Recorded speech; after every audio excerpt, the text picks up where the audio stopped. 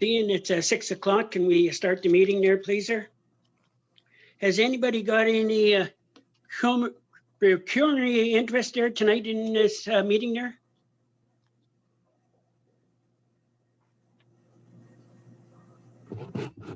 I guess I'm the only one. It's in regards to the McGregor drain there, the delegation there. I got a conflict of interest in that matter there. Okay, whereas there's a quorum of council present and the time is 6 p.m., be it resolved this regular meeting be open for business via Zoom, and that the minutes of the regular meeting of April 28, 2021 be approved. A mover and a seconder? Carol, move that. I'll second. Carol, move it there. Seconder? Dale. Dale, move it there. Kevin, Yes. for or against? I'm for. Edith? For. Pat? You're muted, Pat. Oh, I'm muted. Linda? You're muted as well, Glenda. Dale, you're in favor? Yes. And I'm in favor. We got I'm a, in. yeah, we got a quorum. Motion carried.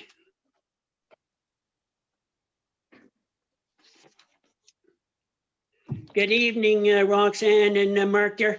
We thought we'd be back to normal life there last year, and I think it's going to be a long year this year as well there. So hang on, we'll get back there next May there, maybe, or April. Hard to say there. So thank you there. And who's going to start the presentation, Mark or Roxanne? I can just start very quickly. So I just wanted to thank everybody for having us present tonight the draft financial statements for the township of Sables-Spanish Rivers. How we're going to proceed is Mark will go through and present the numbers in a brief summary. If there's any question, by all means, please feel free to ask, and we'll go through if there's anything we can add. Once Mark has done his presentation, there is other housekeeping type items that I need to go through with regards to our audit to be able to document our file. So at that point, I'll ask some of those questions and go through some of the other information that I need to have a discussion with council. So like I said, I'll let Mark start, and then from there, I'll come back in after that. Thank you. Perfect. I can't tell, is my screen being shared right now? Can you see Yes. PDF up? Perfect. Yep. And good evening, everybody. I wasn't able to attend last year's meeting, so this is a good opportunity for me to meet everyone. So appreciate the time. So as Roxanne mentioned, I'll quickly go over some of the financial information. You would have received a copy of the draft financial statements in your packages last week. We've just summarized this in a format just to make it a little bit easier to present to you today. Starting with the independent auditor report, we just wanted to kind of hone in on something specific that's of importance to council, and that is our audit opinion. And this is the same opinion that would have been issued last year as well. It's a clean audit opinion, audit had gone well. In particular, that second paragraph reads as follows. So in our opinion, the accompanying consolidated financial statements present fairly in all material respects the consolidated financial position of the corporation of the township of Sables-Spanish Rivers as at December 31st, 2020, and its consolidated financial performance and its consolidated cash flows for the year then ended in accordance with Canada public sector accounting standards. Now, one item that I did want to bring to council's attention, and I do apologize, it was an oversight on my part. There was an adjusting entry that had been provided to the township to me that I failed to record in your draft financial statements. So the numbers that I'm going to be going over are very, very slightly different, and I've summarized that on this slide for you. So essentially, accounts receivable, the numbers that I'm going to present have been increased by $12,987. In total, the revenues, the numbers again that I'll be going over is increased by $15,101. Expenses would be increased specifically with regards to transportation services for $2,114. and excess of revenues over expenses, or the annual surplus, as well as the accumulated surplus, will also be increased by $12,987. We will make sure that the final financial statements that are released, as well as the financial information return that's due by the end of the month, reflect these changes that the treasurer had provided to us. So I do apologize for the confusion. You may note some minor differences in the numbers that I'll be going over with the drafts that you have on hand. So starting with the statement of financial position, in particular financial assets as at December 31st, 2020, and I'll be focusing on the 2020 column. So the township had a cash balance of 5.2 million, taxes receivable of 287,000, accounts receivable in federal, provincial, and other of 261,000, 6.3 thousand, and 201,000 respectively, as well as term deposits of 2.8 million and tax sale properties of 150.3 thousand for total financial assets of 8.9 million. Continuing with the financial liabilities, accounts payable and accrued liabilities amounted to 762.9 thousand, a temporary loan of 2.5 thousand, deferred revenues of 462.5 thousand, as well as deferred revenues related to obligatory reserve funds of 377,000, municipal debt of 639,000, and landfill closure and post-closure of 745.8 thousand for total financial liabilities of just about $3 million. As far as non-financial assets, as of December 31st, so net financial assets amounted to 5.9 million, with non-financial assets including capital assets, inventory, prepaid expenses, 15.2 million, 75.3 thousand, and 7.6 thousand respectively, for a total accumulated surplus at the end of the year of $21,225,327.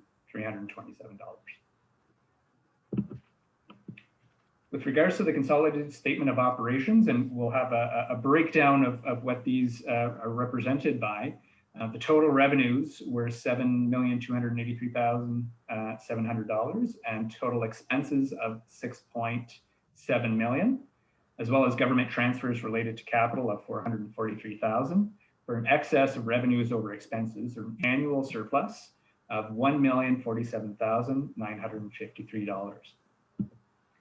Now, a breakdown of what these revenues represent. So net taxation was 4.3 million for the year, government transfers of 2.2 million, user charges of 673,000, and other revenues of 136,000 for that 7.3 million in revenues. The total expenses, which is general government, protection services, transportation services, environmental health services, social and family, recreation and cultural, and planning and development, totaled $6,679,054 for the year. A different breakdown of those same expenses as we present in the segmented information, as well as on your financial information return annually. So these expenses are broken out with salaries, wages, and benefits of 1.7 million, long-term debt charges, so the interest on debt of 23,000, as well as materials, contracted services, rents, and financial expenses of just about $4 million, and amortization on tangible capital assets of 945,000 for that 6.7 million in expenses. The consolidated statement of change in net financial assets. So just an explanation of how that is from 2019, the balance of the net financial assets on statement of operations was 4.6 million. So we essentially start with the excess of revenues over expenses, or the annual surplus of 1,047,000. We add back the amortization that is included in that figure of 945,000, as well as adjust for changes in inventory and prepaid expenses, 13,000, and the acquisition of any tangible capital assets for the year is 665,000. And that essentially explains the increase to those net financial assets of 1.3 million to finish with 5.9 million at the end of the year.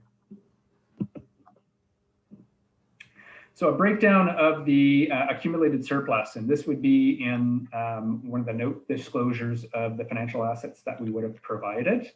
But just a summary here, just given its importance.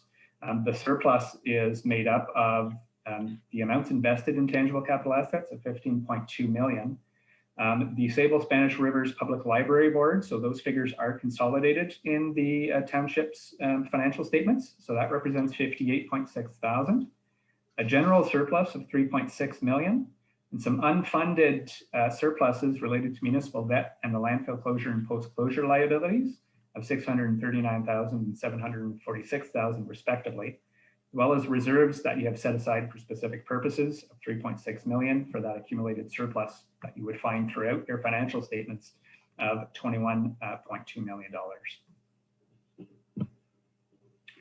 I know I've gone through that relatively quickly, and we have some other financial matters and benchmarking that we would have gone over with council as well last year, comparing to municipalities and some 5-year trends. Were there any questions on any of those figures so far?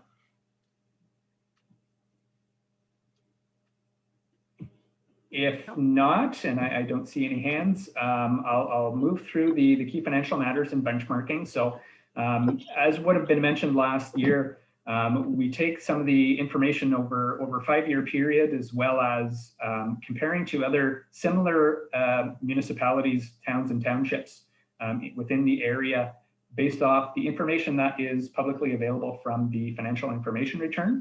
We compare that to your figures just to kind of give you a basis of where you sit amongst the other neighboring townships in the region. So the net financial assets that we had mentioned earlier in your statements, we see here a 5-year trend, a significant increase from 2016 to 2020. So definitely a positive trend that we've seen in your net financial assets over the years. This graph here, tax arrears ratio, this is essentially the tax arrears as a percentage of the total taxes that have been levied by the township. And we indicate that as a moderate risk, if you're sitting within 10 to 15% or above, those tax arrears have accumulated maybe a bit more than what the ministry would like to see. And you can see here that that first bar is what represents the 2020 Sables-Spanish Rivers Township as a percentage, your tax arrears. And the second bar being 2019. So all these figures are based off 2019, with the exception of that first bar, because that's the information that's available. But as you can see, your tax arrears as a percentage of your tax revenues are quite low, which is a very positive indicator that you're collecting your taxes regularly. And here, Mark, could you wait a second there? For sure. Mark, when you're looking at the tax arrears there, when it doubles year over from 2019 to 2020, that should be a concern to us, or? I would say the one thing to take into consideration, and Ruth, you could potentially jump in if you'd like to, but with COVID-19 pandemic and you know, it's certainly a trend that we expected to see with tax arrears, and not everybody paying their bills on time for 2020. The fact that it's increased could be viewed as concern, but considering the levels that you're still at, and you're well ahead of the game compared to a lot of the other municipalities, I don't think there's anything to be too worried about. And Ruth, again, if you'd like to jump in, I think there's plans on catching some of that up in 2021 as well. Oh, you're muted. Sorry about that. Yeah, and I did look into that a bit further after I had asked you about that, Mark, when I saw that number. And it turns out that it's actually, there's one, I would say, property owner that has a significant amount of arrears on multiple properties that actually is probably half of that number. So I was quite surprised by that after I did a little bit of investigating. So I think you're right. I think we're on track with collecting, like, for arrears, for our normal arrears. And, you know, with COVID and there's interest relief, there has been a little slowdown, but I think we're on track as well. Perfect.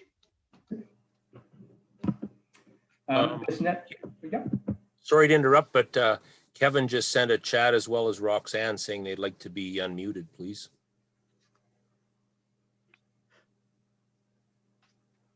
I did unmute Roxanne once. I'll try and do it again. Lost Kevin. What happens is as soon as I mute back, I don't have the capabilities to be able to unmute my system. Right. Did you have anything to add, Roxanne? Or? No, Okay. I apologize, Roxanne. It's just we have to do that to be able to keep the other delegates muted until. it's okay. I don't have a problem with that. I just said I'm so used to muting when we're not talking because of background noise sometimes from outside that's what ended up happening, and then I couldn't get back in again. So it's okay. I do the same thing and I start talking and nobody's hearing me. Yeah. So the next graph just shows that tax arrears ratio over the past 5 years. So as had been noted, there was an uptick in 2020, but looking at it over a 5-year period, certainly not in bad shape at the end of 2020. This next graph is total reserves ratio. And essentially what this represents is your reserves as a percentage of operating expenses. And basically anything over 20% is considered low risk by the ministry. And you're well over that threshold again. So as far as a reserve standpoint, you're at a very strong financial position. And again, compared to some of the other municipalities, you have a very strong reserve balance at the end of 2020 as well. And again, just a 5-year trend of what that looks like, and there had been a significant increase, especially over the past 2 years for those balances. This next slide being debt service cost. This is essentially just payments on debt over total revenues. So basically how much of each dollar that is raised that is spent on debt. And anything below 5%, again, is considered low risk.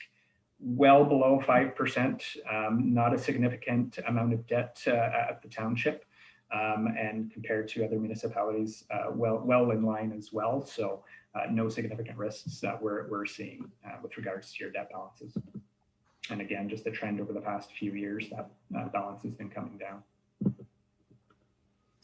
This asset consumption ratio is essentially just taking a look at the total of your tangible capital assets and looking, at what stage over their useful life has this been amortized. So, if a building is expected to be have a life of 40 years and we're 20 years in, that would essentially represent about 50%. And that's kind of what we're seeing here is about 50%. Compared to other municipalities and towns and townships, that's pretty well the case just about across the board. Not anything overly concerning, basically just a lot of your assets are about halfway through their useful life. And keep in mind, this is very much an estimate. It's difficult to pinpoint exactly how long everything's going to last. You're going to have breakdowns in machinery that need to be replaced quicker. You're also going to have items that outlast what that estimate was. So we just like to give just a little bit of an overview of kind of what that looks like. The operating surplus ratio is essentially your ability to cover operational costs and have funds available for other purposes as well. And basically anything in the positive is a good figure. And you're in the positive by 20%. So you do have some excess funds that you're able to cover off some unanticipated other operating costs if they were to occur. And that's essentially it. Those are the kind of the key metrics that we like to show the municipalities that we think could be of useful information. Very clearly here, strong positions kind of across the board. So nothing that we think you need to be aware of beyond that. Any other questions? If not, I'll defer back to Roxanne to go through those other couple of questions that she brought up earlier. Thank you. And before I get into the other items that I needed to discuss with council, is there any question with regard to the actual financial statement? because I know what we presented didn't include all the notes, the statement of cash flow, et cetera, that you have in the full financial statements that you have been provided with. So before I move forward, is there any question on any of that information that you've seen that you may want some clarification on? None? Okay. So with regards to some of the housekeeping items that I had, it's just that based on our standards, there is some items that we need to discuss with those that are charged with governance of the financial statements. So in this case, it is council.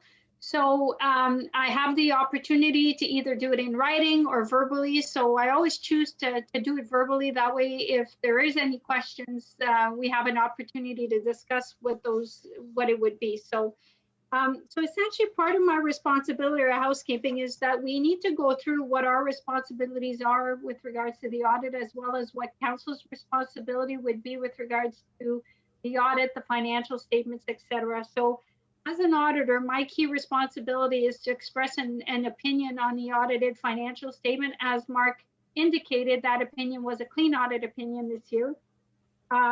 Another part of my responsibility is our team does perform the audit. We assess what the risks are that are tied to the financial statements, and if there are any risks we identify, what additional procedures would we do to mitigate that risk? We look at the accounting policies that are used, and in this case, there were no new accounting policies that were used in the audited financial statements. We look at the key estimates that are used throughout the financial statements and do the proper audit work that we need, and also do some test basis when it comes to the revenue, the expenses, and some of these kind of financial position items as well, like the assets, the liabilities. We do the work that we need to be able to provide that opinion.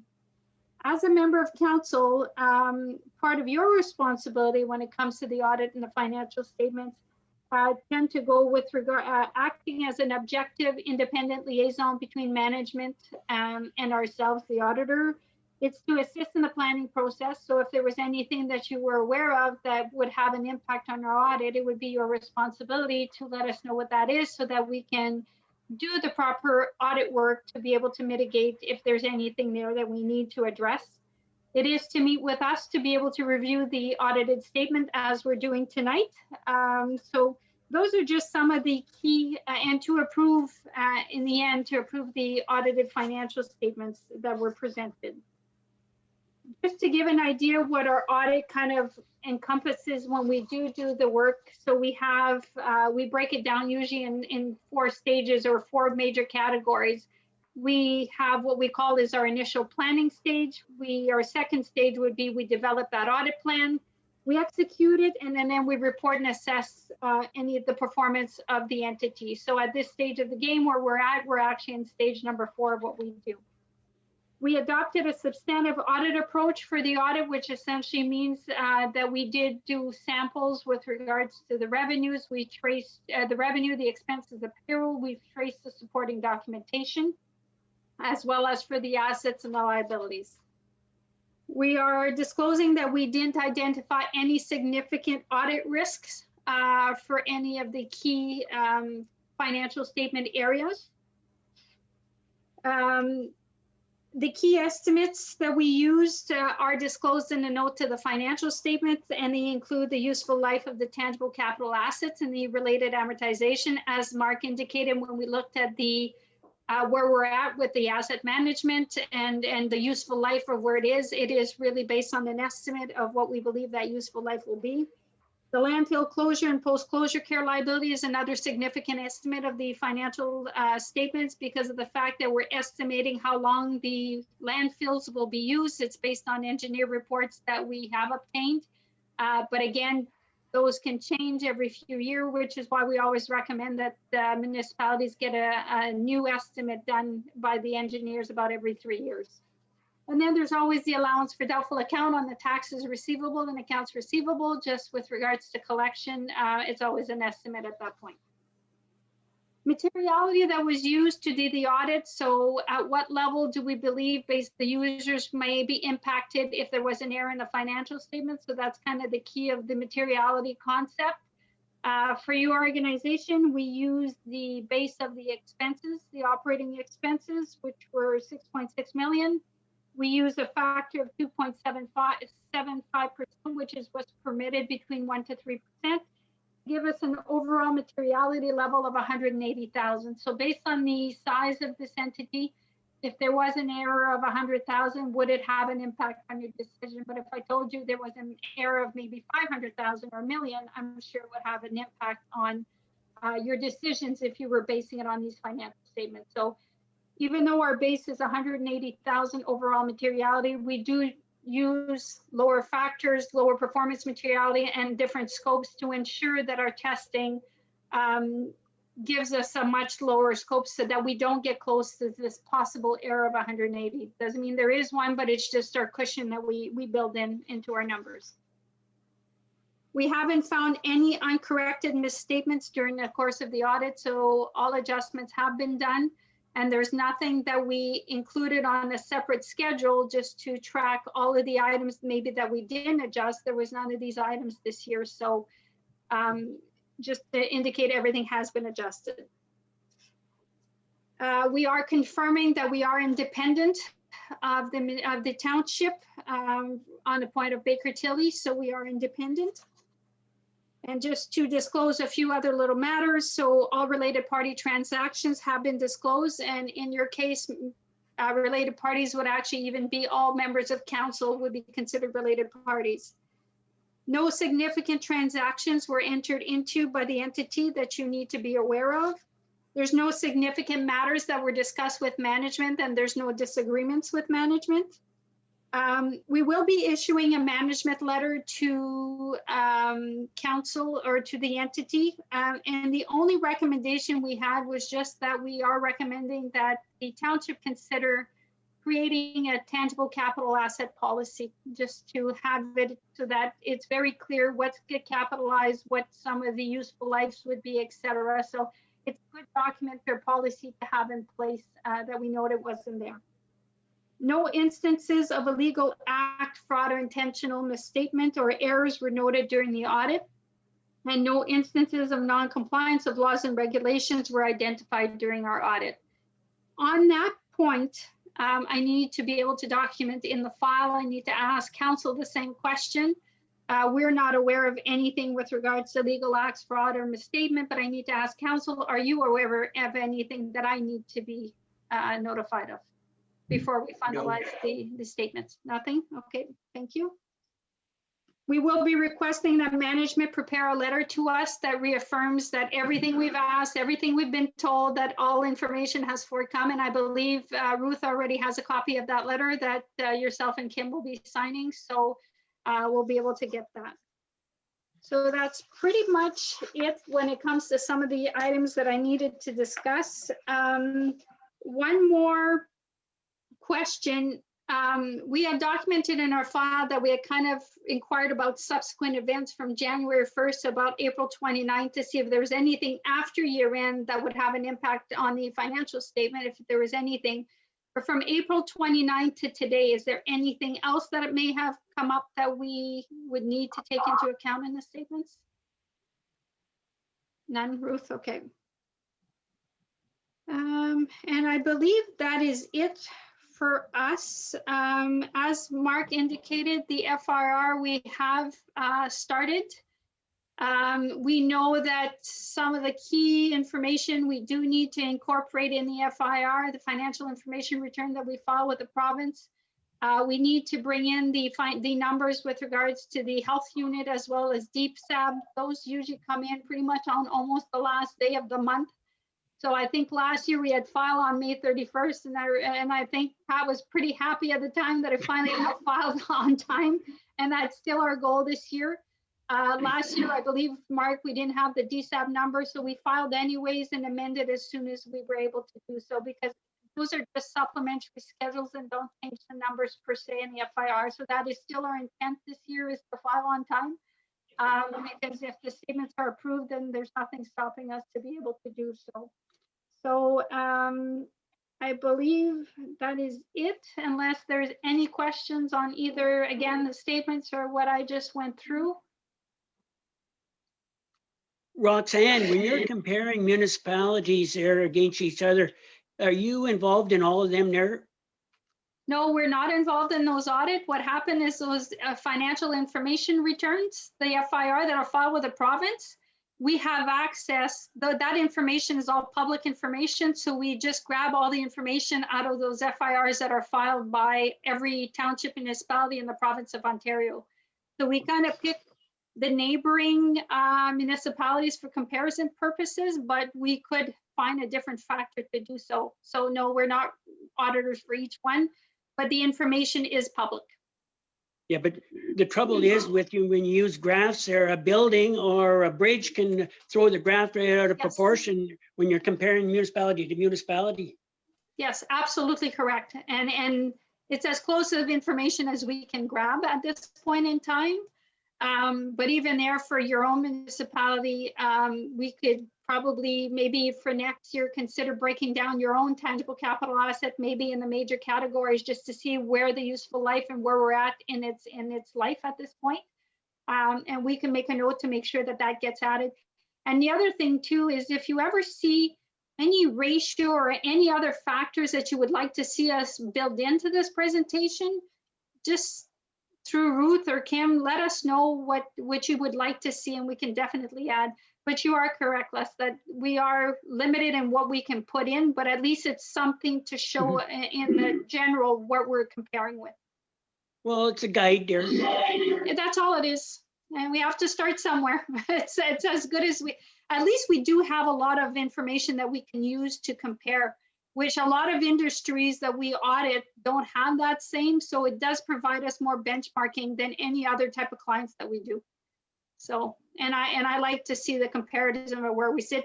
And even there with the ones we presented, if you would see another municipality or township you'd like us to add to the list, or one you might say, this one really doesn't compare to us, but this one does, even if it's not necessarily close by in geography, but have similar industry, have maybe something more similar in common, just let us know and we'll definitely make that adjustment.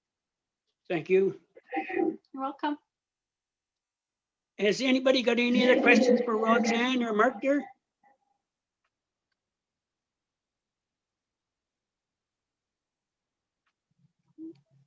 Seeing none there, I'll read the resolution. Be it resolved that Roxanne Jervis and Mark Belanger of Baker Tilly be thanked for the presentation on the 2020 draft financial statement. Can I have a mover and a seconder? I'll move. I'll second. Kevin, for or against? I'm for. Edith, you're for it? For. Pat? Pat in favor. Glenda? Yeah. Cheryl? For. Dale? For. And I'm in favor. Motion carried. Thank you, Roxanne there and Mark there. Thank you very much. you. And I wish you all a great night. Enjoy the rest of your meeting. And I really hope next year we're presenting in person. Yes. I'll see you then. Yeah. Well, there's lots of factors involved to make it work for next year. Yes. So, but I'm hoping. Yeah, so am I. Have a good night, everybody. So Okay, we'll be good final. night. Ruth will be finalizing and Kim will be finalizing the package based on the fact that there's been approval. So we'll get everything done and we'll have the package, everything sent to you at some point within the next week or so. That sounds Thank great. Have a good you. night, everybody. Thank you. Thank you. Good Bye. night. Thanks, Mark. Thanks, Roxanne. Bye. Ruth, it's Glenda speaking here. For some reason, it says that you keep muting me and I'm trying to unmute and it won't unmute. So I don't know what's going on there. You can't mute. We've done something different this meeting, Glenda.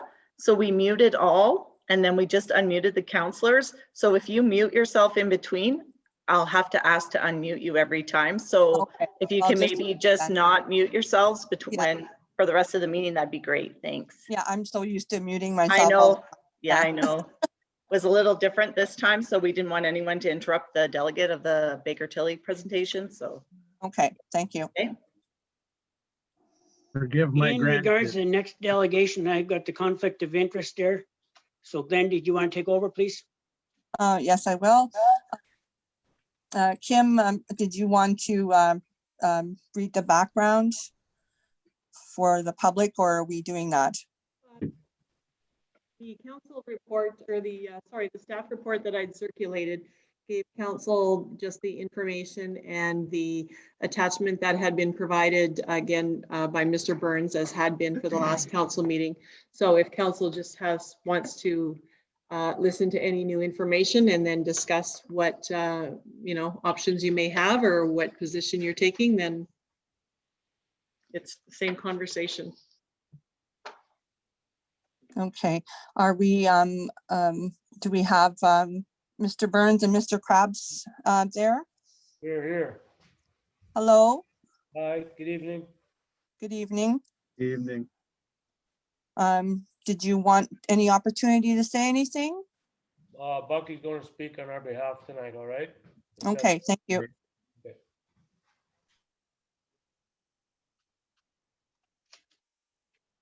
Good evening, Your Worship, councillors and township staff. We're hoping to come to a resolution of the McGregor drain cost allocations and future actions here if we possibly can. I'm here again to speak on behalf of the McGregor drain landlords. Tonight, we are asking council to accept responsibility for the cost of the engineer's invoice relating to the Article 76 on the McGregor drain, which was required to complete the McGregor property severance allocations. These allocations were required to complete Constantine property addition request. Because the drain allocations to the severed lots was never completed at the time of the severance, and now required the Article 76 report to be prepared to complete the allocations and property severance, the landlords on the drain do not feel that they should be financially responsible. Under the authority given us by the landlords, we are asking council to put forth a motion for resolution on this matter. And we're going to refer back to the Drainage Act, Article 118, municipality in default to pay costs. Section 2 states, where such damages and costs become payable owing to any improper action, neglect, default, or omission on the part of the council of any municipality or of any of its officers or employees in the construction, improvement, maintenance, or repair of the drainage works, or in carrying out the provisions of the act, the referee or court, which we hope we never have to go to, may direct that the whole or any part of such damages and costs shall be borne by the municipality and payable out of the general funds thereof. Okay, so on conclusion, on behalf of the landlords of the McGregor drain, I would like to thank you very much for your attention to this issue. Thank you. Good evening. Thank you, Mr. Krabs. Do any of the councillors who reviewed the background information have anything to discuss or say?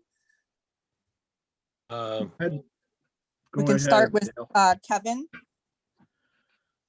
I'd just like to say that I think we'd like to find some resolution here as well. This is going on. And if we keep going on, the only people that are going to be happy will be the lawyers. So I think Mr. Rivers has something to say on this matter. For the sake of harmony, or try to return some harmony to our township, I've thought things over and I've come up with a motion I'd like to read, hoping I get a seconder, and I hope it gets approved or passed. So I think I'll read that motion right now. Be it resolved that staff, oh, go ahead. Sorry, Dale. I want you to read your motion, but I prefer if every councillor got the opportunity to speak before you read your motion. Is that okay? That's fine with me. Yeah. Okay. So I will go back to you, and I will ask Pat Natchuk her opinion. or discussion?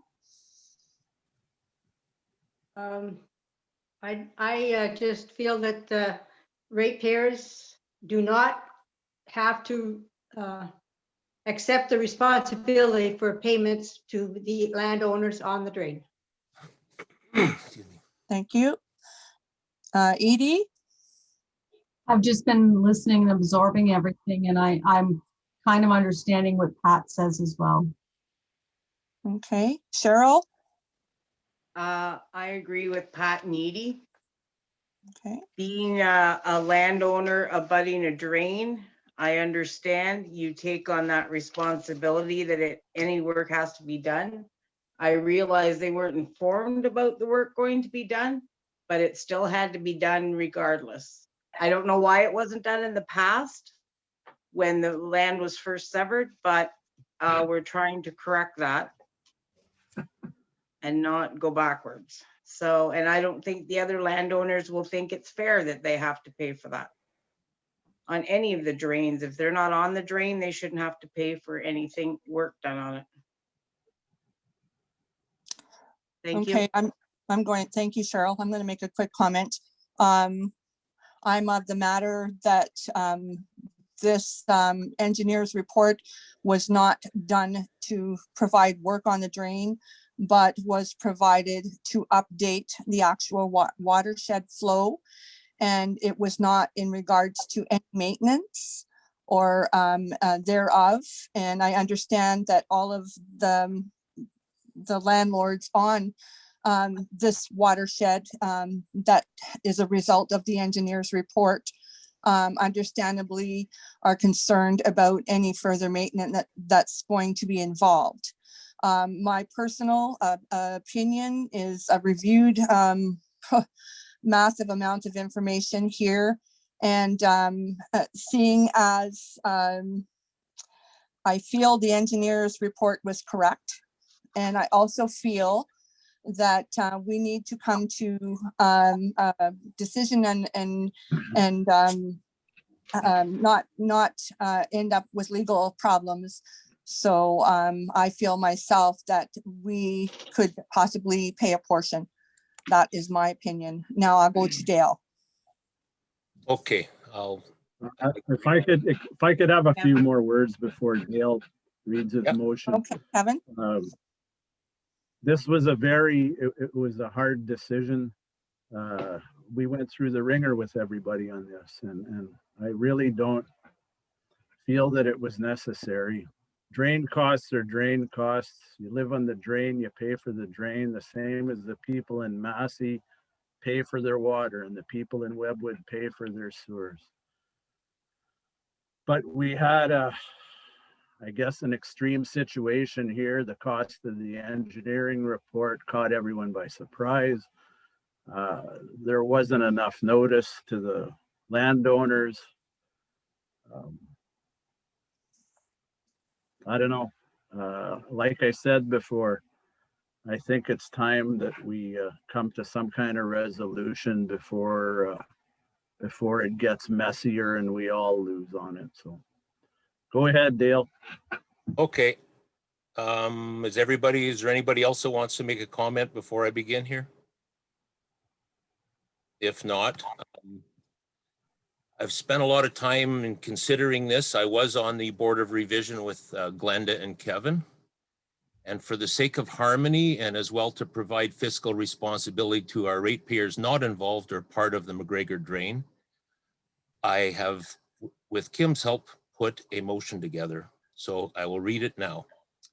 Be it resolved that staff be directed to prepare a bylaw to amend bylaw 2020-32 as amended by bylaw 2020-42 to provide all assessed costs to properties be reduced by 50%, and that the township shall pay the remainder of the costs in connection therewith out of the general funds of the municipality, and that the municipality Main Street Flower Program shall be suspended for 2 years to recover these general fund costs. And finally, the council confirms that we will continue to provide public notice of any future drainage works. So that's the motion I would like to make right now. Any comments on that from any of the counselors? Kevin? Like I said, it's, we need to come to some kind of resolution. I'd like to pipe in for a No second. one felt more strongly about this than I did. Should we not have a seconder before there's discussion, Glenda? We should be discussing before we decide to, it's a motion. I understand that, but it was implemented quite fast. Has everybody had the opportunity to, it was forwarded to everyone? Did every counselor have the opportunity to see this motion? Yes. I did, and I do not agree with the suspension of the flower project. That contract has already been done with that greenhouse and those people. No, They have the flowers for the- ready. It won't be this year. I'm talking about the next 2 years. Okay, So it would be suspended in 2022, 23? Yes, that was my, that isn't what the thought. motion reads, so. Yes, there's, the motion is vague on that and on that aspect. well, we've already approved 2021, so I'm sorry Yes. if it wasn't worded well enough for you people. We do have, I'm going to ask Kim because I'm not sure of this. Are we supposed to vote on this motion or? If it's put on the table, you should have a mover and a seconder, and then it has to get voted on. If there's no mover and seconder, then it's not a motion to vote on. So Okay. I've moved it. Do we have a seconder? I'll second it. Okay, I would So- like a recorded vote, please, Glenda. okay. Kevin, So Pat Natchuk would vote first. In favor. okay, so Pat Natchuk, I vote no. where are we here? Kevin Burke, In favor. Edie Fairburn, I'm actually in favor. Cheryl, No, not at 50%. Dale, of course, is in favor. Yes. Okay, myself, not in favor. The tie vote defeated. Okay. So we do have some other motions to table here, and I believe there was 3 of them. And be it resolved that council confirms that bylaw 2020-32 is amended by bylaw 2020-42 remains in effect. And can I have a mover for that?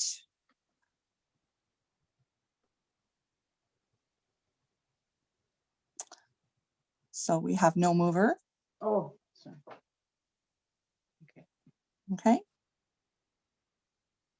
I haven't had the opportunity for that, Kim. So what do we do with that? Basically, the 3 draft resolutions were the 3 options that I said council would have available to them to consider. Yes. Each one of the motions don't have to be read and voted on if there's a consensus on one over the others. So I would yeah, require sorry, that. Glenda, I was still trying to pull it up on my iPad, so I didn't have a chance to read it. I understand.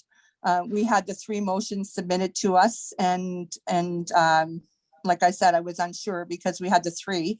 Yeah, the 3 options, the 3 resolutions that were drafted were the 3 different options that were on the front of the staff report that was circulated last Friday. Yes. So one of the motions was that that the bylaw would be amended to provide all assessed costs to properties be reduced by a certain percentage, and that the township shall pay the remainder of the costs in connection therewith out of the general funds of the municipality. Did you see that one, Pat? Yes, I did, but I will if we can backtrack a little bit, Glenda, I will Sure. move that we recommend the resolve that council confirms the bylaw 2020-32 as amended and remains in effect. I think that's the Do we have a original sec? decision. Yes, that is the one. Yes. Great, thank you. So is there, so Pat will move the one that is resolving that council confirms that the bylaw 2020-32 as amended by bylaw 2020-42 remains in effect. And Pat moves it. Do I have a seconder? I will second that. And I'll ask for a recorded vote, please. Okay, Go so Dale ahead. Not in favor. and Kevin, Not in favor. Edie, Not in favor. Pat, Pat in favor. myself, not in favor.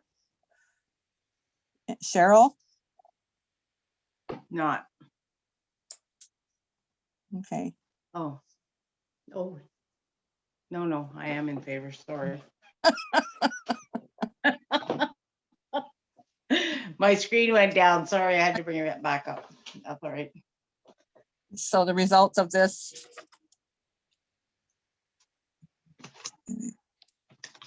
Is it? You have, Kim, you have 4 against and 2 in favor, so your resolution is defeated. okay, Mhm. thank you. My pen ran out of ink. I was trying to write it down. Sorry about that. Okay, so we have our final resolution that was presented. Be it resolved that the staff be directed to prepare a bylaw to amend bylaw 2020-32 as amended by bylaw 2020-42 to provide all assessed costs to properties be reduced by a percentage, and that the township shall pay the remainder of the costs in connection therewith out of the general fund of the municipality. And so we don't have a percentage in there, so So there was that option, and then the other one where you can repeal what's in existence and agree to pay all costs associated with the report. yes.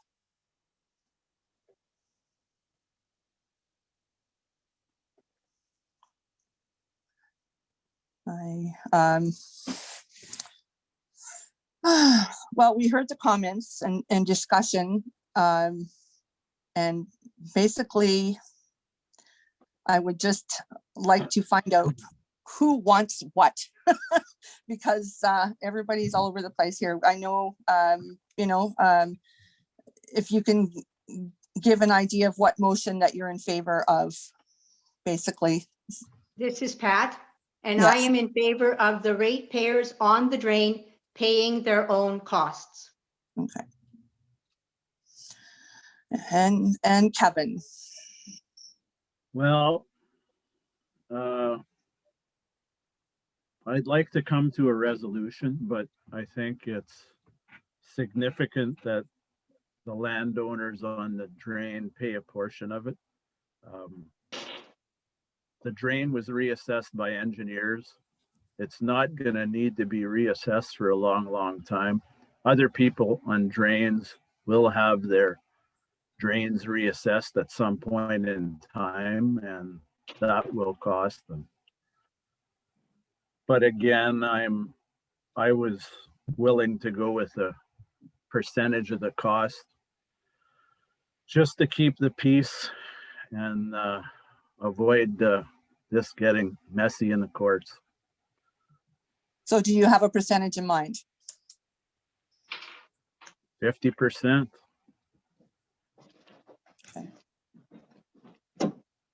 Any other comments regarding that? Anybody else regards to that motion about the percentage? That's I the just have to caution council that you have 2 defeated motions. Yes. One of them was to keep what is in effect right now. That's been defeated. So Yes. you have to be together in what's going to be decided on now. So we have the motion to repeal and we have the motion for the percentage. Yes. So, Amend I- my motion, Glenda. and your motion as well. I believe think- your motion Your We read- motion was defeated though, Dale. defeated. Am I not allowed to amend it? No, that was defeated. No. Okay, thank Yes, you. that- So I, You can put a new percentage cost in there, Dale. I was just going to eliminate 1 year of the Main Street Flower Program to see if I couldn't get one more vote out of somebody, that's all. I was just looking at a way of being fiscally responsible to the people that have nothing to do with that drain, showing that there's a way of something that is, I would say, non-essential that we could reduce costs on. So that's how I did the math on it. So my motion was defeated, that's fine. But I believe Glenda now is looking for somebody who was willing to put a percentage amount on the line. Yeah. That's where we're at now. yes, Okay, I will move that we pay for 50% of the cost. I'm not really interested in the flower fund. A lot of people don't live in Massey. That doesn't really matter to me, or Webwood for that matter. But again, I feel that we need some resolution here. It's been going on for a year. It's been emotional for a lot of people. And I think we need to put it to bed. Can I get a seconder on that? From me, I'll second that. okay. All right. Do I read Recorded vote, recorded vote, please. Okay. Okay, so Pat, I am against that motion. okay. Kevin, I'm for. Edie, Go for it. Cheryl, Against. Dale, I'm in favor. Glenda, myself in favor. Motion carried. Thank you.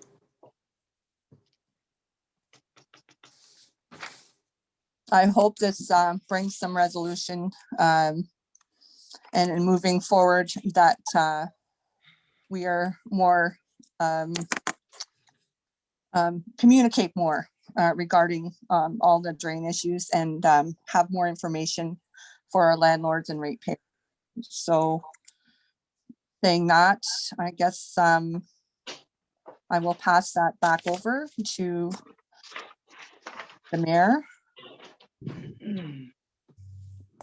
Does the delegation want to speak on it at all, Glenda, before you do? Oh, yes. Sorry about that. I just lost my internet here. I apologize, not having fun with that here. Would the delegation like to have anything to say, Mr. Krabs? Yes, Or yes. Burns? Thank you very much, council. I'm going to go back to the ratepayers with your consideration. I can't speak for everyone on that right now, but personally, I appreciate what you've done for us. Thank you. Thank you, very- Harold. So a bylaw will be prepared so that council can pass it next meeting to reflect the changes agreed on tonight.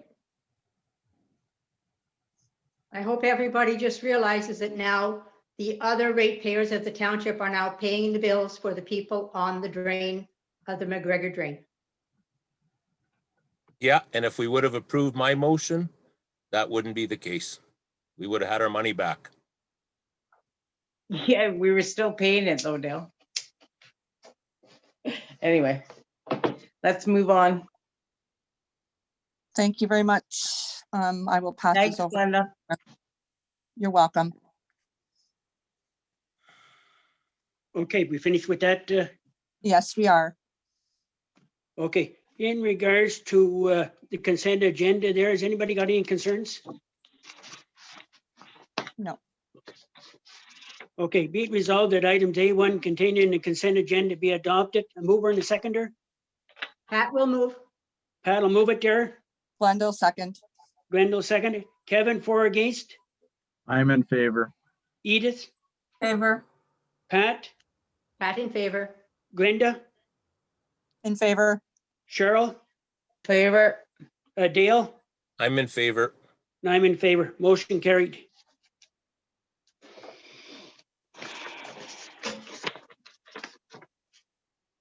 In regards to the reserve and reserve funds there, anybody got any concerns there? Everybody read it there? Yes. Ruth, have you got any concerns you want to bring forward? Nope, yeah, it was at the finance committee, and all of these items were from the 2020 budget. This is just things like the fire truck, our arena stuff that we didn't, our capital project that didn't get completed. We are just moving them into reserve. They are in our 2021 capital budget. And once we are able to complete these projects, I just wanted to make sure that it's set aside for what we had originally budgeted for. Could you go down the whole list there, Ruth, there, because there's people in the audience there listening to this there, so we might as well let them know what's going on. Okay, sure. So as far as what we budgeted for 2020 in the capital budget, there was 100,000 budgeted for a new fire truck. They were unable to get one of those just due to COVID and everything. So we're going to move that into reserve, and they're actively looking for one all the time. And then we had $100,000 for the structural repairs of the arena, and we're going to carry that over into 2021. So that's going to be moved into the reserve in 2020 for use in 2021. We had 20,000 in the budget for the Mouth Park boat launch repairs, and that's going to go into reserve. And we actually budgeted an additional 20,000 for a total of 40,000 for our capital project in 2021. And then the general government 15,000, that is for our asset management program that is hopefully going to have approval this year, and we'll continue with that. And that was council's commitment by resolution in 2020. So I'm going to put that into reserve for 2021. And then the medical clinic reserve for the generator and computers, and then the planning development reserve, the 32,000 and 5,100. Those were both resolutions from 2020 that you had said you would use from reserve. So I'm just putting it on paper again to remind everyone what we're using the reserves for, and I'll make these transfers. Okay, has any councillor got a concern? No. No. Okay, be it resolved, the council approves the transfers to and from reserves and reserve funds in 2020 as per the attached schedule as contained in the 2020 budget. A mover and a seconder. I'll move. Kevin, you'll move it there? Who's seconding it? Yes. Glenda. Glenda. Kevin, you're for it. Edith, for or against? For. Glenda, you're for it there. Cheryl? For. Dale? I'm in favor. And I'm in favor. Motion carried. Pat's in favor also. Thank you.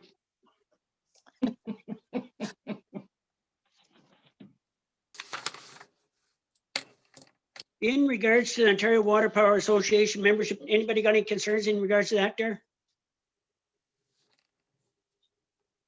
I think it's a good. Okay, be it resolved, the Township of Membership. Sables-Spanish Rivers agreed to the Ontario Water Power Association community membership for the 2021 annual fee of $100. A mover and a seconder? I'd Gail, like to move it that, there. please. Yep.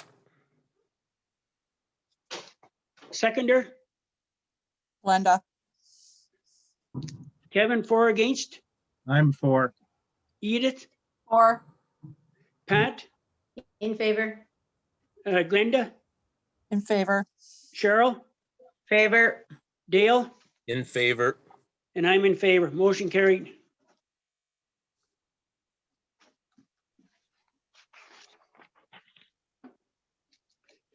In regards to the Green Initiative Building Program there, my computer didn't work last meeting there off and on there.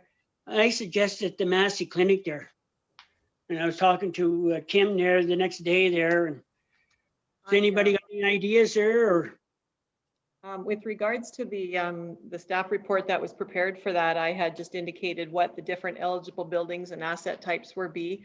And I also noted to council the township buildings and assets that may be applicable for this application.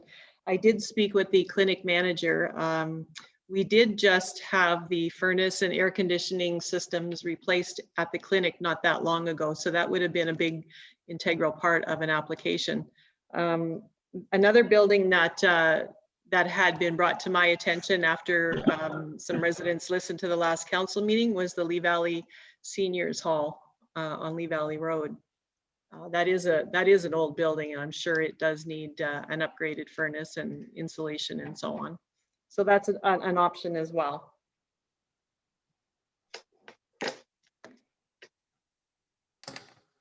Kim, if we went with the clinic, would that rectify the bottom level on that clinic there? Could we do more work on that? With regards to the radon system that's there, you mean? Well, no. To make it accessible? Due to the condition of the basement there. Well, this is what we would have to do is send out requests for proposals to have engineers assess what criteria would apply to an application. If council wants to pinpoint a building or asset, then we could ask for proposals for them to see what conditions of these assets that would be good for an application. I mean, basically the clinic building, the basement is about a leaky foundation, right? That's where we stand on that. It has to be redone, but I don't know that that falls under any type of green protocol. Yeah, but when you're fixing the basement, you're also insulating it there, so that's helps out as well. Maybe, maybe, yeah. And I believe I had mentioned the Webwood Library last meeting. I think Yeah. some insulation. I don't know what I don't recall the heating system, but I was concerned about the lack of insulation. I think Webwood Library though doesn't qualify because it's a permanent one and it has to be a mobile. So I just didn't know if it. Oh, yeah, correct. Yeah, it's there's a catch for libraries. Catch in there, and I know it's used like it's like a section with a kitchen. I didn't know if that had a different title to it, if it's like a divided building. I wasn't sure. But it looks like this application is pretty in depth, and I think it's not something to just kind of pick something and go with. It looks like it's I don't say big pain in the butt, but it looks pretty like an in depth. You better be sure this is what you want to go for. It's going to be a lot of work to do the application. Well, I'm for something at the clinic. Yeah, and a lot of money to pay for the engineering that we have to cover the cost for that. Yeah. Yeah. No matter what. Yes, this is an application program that was just announced before the last council meeting. So there really isn't any information with regards to costs. We know that we would pay the engineer regardless of whether or not an application was approved. If the application was approved, depending on what the value of that project would be, we would need to earmark 20% of that as well. Yes. So I think we need more information, right? As of cost. Well, I was hoping this discussion was for us to talk about our ideas like we are doing right now so that we can familiarize ourselves with everybody else's ideas, and maybe next meeting we'll have some idea that we can move forward on. Yes. Well, I think that if you did want to select an asset or a building to be subject of an application, the resolution is just to send out requests for proposals to engineers. So they would give us their proposal on what they would charge us to review the building that you're going to tell them you want to be subject of it, and provide a cost estimate on what the project would be worth, as well as their fees. And once those proposals are received, If council does not want to proceed based on budgetary constraints, then that would be your decision. We would put that wording in the request for proposals. Mhm. Yes, Well, but Kim, that building was built there, what, 45 years ago, and there hasn't been any maintenance really done on that building. The They Lee Valley repaired the roof, Hall, they changed the roof there, but Oh, I think I there's think, I needs, think we're still talking about the clinic, right? Yeah, yes, Yeah, oh, yeah. okay. Okay. yeah. I think the clinic would be a good one in my books, anyway. I I think think- I agree with that. I think the clinic would be my first choice, and the reason being that there is still activity going on there. You know, and I think it's really important health-wise for upstairs due to the leaking in the basement and stuff. My second choice would have been the Lee Valley Hall, but the thing is with COVID, there's nothing really going on there right now anyway, but the clinic is still active. So I think to me, that would be the more important one that I would choose first. Well, let's not forget the arena. You know, Yeah. Well, I mean, if there's a building on that list that would be a shoe-in for the engineers to come up with a plan that would fall under the green protocol, the arena is going to be it. Now, we are investing a bunch of money into that already, Yes. but There is also, I had mentioned at the last meeting that there is another program in existence right now, and the operating component of it has just expired with a due date. So in a little while later this year, they're going to give us timeframes for the capital component of it, and that is solely directed towards recreational facilities. And that is what Paul is wanting to work on for the Webwood Rink facility and building. So there's also that one that he is looking at for a different project. Okay. Good point though, Kevin. Yes. yes. and I Yeah. know Paul is going after some funding, so he's on top of that for sure. So, and the Walford Community Center doesn't qualify for anything? Yeah, it's on the list. Yeah, I know it's on the list, I see, but what do they need? I think the clinic is like, it's been a while since any updating's been done there, right? I think it needs a facelift. It needs even a coat of paint would be nice, but I mean, it's just old, tired. It needs, it's not a new building. I don't know. We put new flooring in there a couple of years ago, and There was a private donation for the clinic where there were some renovations and upgrades done a few years ago. Yeah. Yes. I just think our chances of getting, like, if we go with the clinic too, they probably want clinics in good shape, right? At this, Yeah. with all this going on, and I think they could use a little injection of capital. Well, TLC. with respect to the fact that we're already getting funds for the arena and that you foresee more funds being made available, then maybe the clinic is the wisest choice. I think the clinic probably has the highest traffic volume, and you're right, with the focus on COVID, bringing that up to a high standard and making it a place that's got the most foot traffic right now is really logical. I really like the idea of the the Walford Community Center and the Lee Valley Hall. I don't know if those are really older buildings that we could find different ways to present them in future projects. I have a feeling that the government is, you're right, trying to get the medical layout brought up because they're just probably being trampled through like no tomorrow. Then when this does slow down and people are going to need the social communities again, there may be fundings to bring those into play that then we can, really up the beauty and then the other buildings for the social aspects. I think right now they're trying to get your core and your basic building blocks that we need to get everybody through COVID crap right now with the the carrot in front of the stick that in the future, you know, the recreation will come back. Yes, I see it that way. The health component is a big issue right now, you know, and that is the active part of what is going on right now. So that's how I feel about it. All the other funding will come through, hopefully when this COVID, I'll never say go away because it won't, it'll be dying down.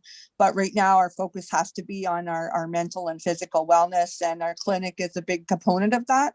And so I think that that would be my choice personally.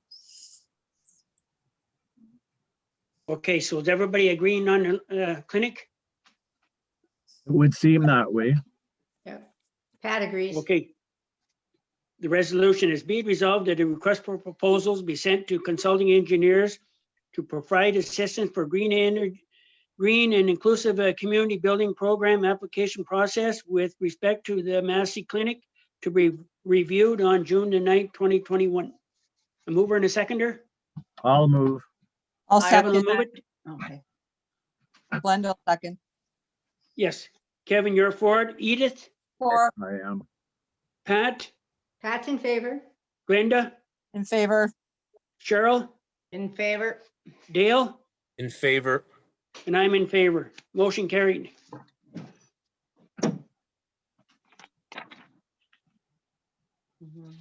In regards to Public Works Committee report, any concerns, anybody?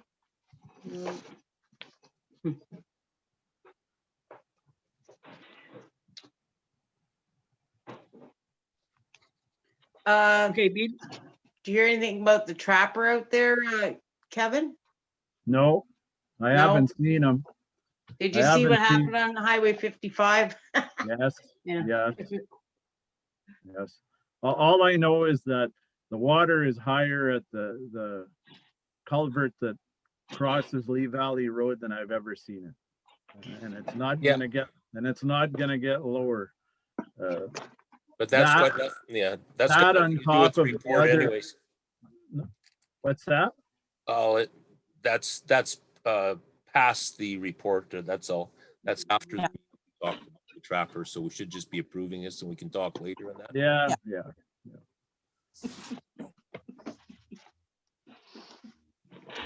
It's not just that area there, it's other areas as well. The water's going up the road. And if you go up that hill there past you, heading into Pleasant Valley, the water's right up to the road there, up by the old school there. All the So, way up. They trapped a whole bunch of beavers out of there. yeah, that's why I So wanted all that's- the, That's a that's start. why I want the dams taken out there this spring.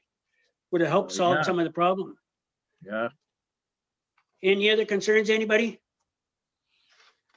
In regards to our backhoe out there in Moose Lake area, is it just about finished there so we can get them out and doing on the main roads there? And I was out there on the weekend and I saw our backhoe return today and I believe he would have had it done sometime at some point this week. So I was out there Saturday. They've done a very nice job. The road is in good shape.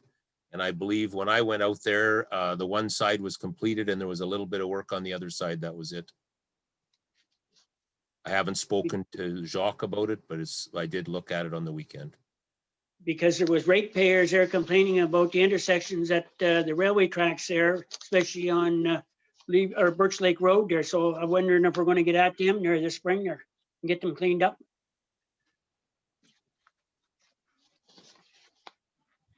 Okay, be it resolved, the attached Public Works Committee meeting report of May the 5th, 2021 be accepted. A mover and a seconder.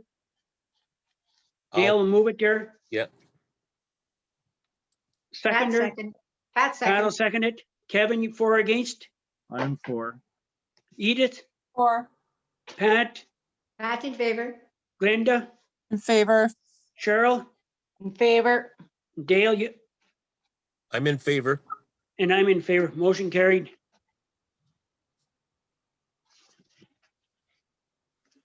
In regards to repairs on the loader there, anybody got any concerns before I read the resolution? No. We discussed it. Be it resolved that the quote from Strongco for $11,206.50 excluding HST be accepted for the loader repairs. Mover and a seconder. Glenda will move it. Sorry. Glenda will move it there. Seconder, Edie was gonna second it. Edith will second it. Kevin, for or against? I'm for. Edith, For. Pat, Pat in favor. Glenda, In favor. Cheryl, In favor? Dale, In favor. and I'm in favor of getting it fixed.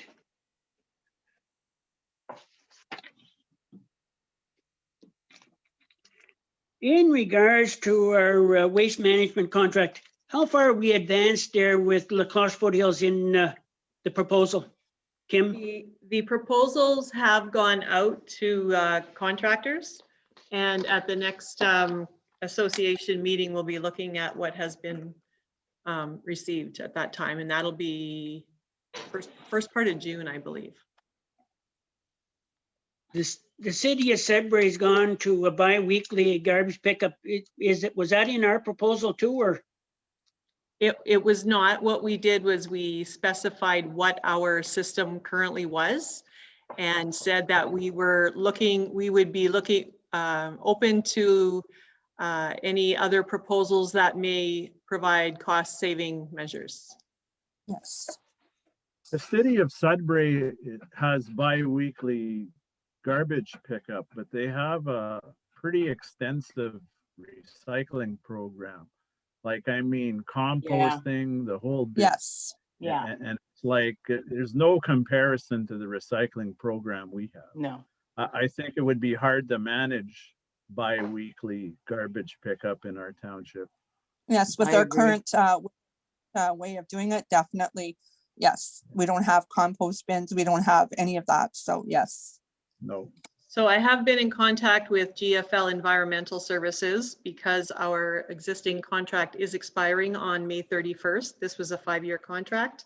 All of our monthly costs have remained the same during that whole 5-year term. And so GFL is proposing that as of June 1, the cost will increase slightly for each June, July, and August. And then for the months following that, for the rest of the year, if we require to be in a non-contract position, the August rates will remain for the rest of the year.